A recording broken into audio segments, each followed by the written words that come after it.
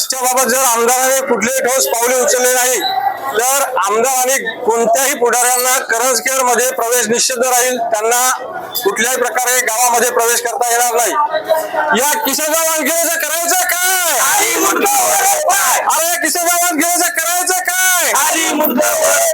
या खासदाराचं करायचं काय? महागाव करंजखेड रस्त्याची दुरवस्था, नागरिकांचा आंदोलनाचा इशारा।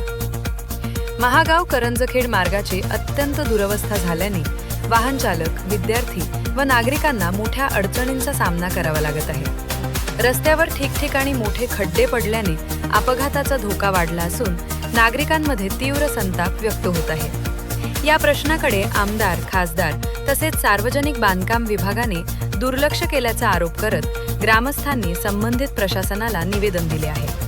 तातडीने रस्त्याची दुरुस्ती करण्यात यावी, अन्यथा तीव्र आंदोलन छेडण्यात येईल असा इशारा नागरिकांनी दिला आहे। मराठी 9 न्यूजसाठी सचिन उबाळे, महागाव। नमस्कार, मी ॲडव्होकेट लक्ष्मीकांत भांगे, राहणार करंजखेड आणि माझ्यासोबत इथं करंजखेड मधले सर्व ग्रामस्थ आहेत।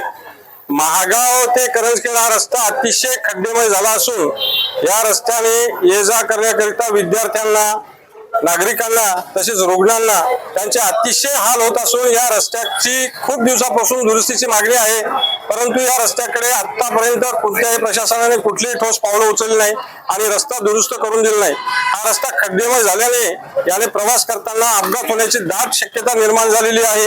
आम्ही वेळोवेळी आमदार साहेबांना सुद्धा या बाबतीत लक्ष घालून काम करण्याची विनंती केली, परंतु त्यांनी सुद्धा या बाबीकडे साफ दुर्लक्ष केलं आणि अद्याप कोणत्याही पुढाऱ्याने किंवा नेत्याने कुठलीही या रस्त्याबाबत उपाययोजना किंवा पावले उचललेली नाहीत।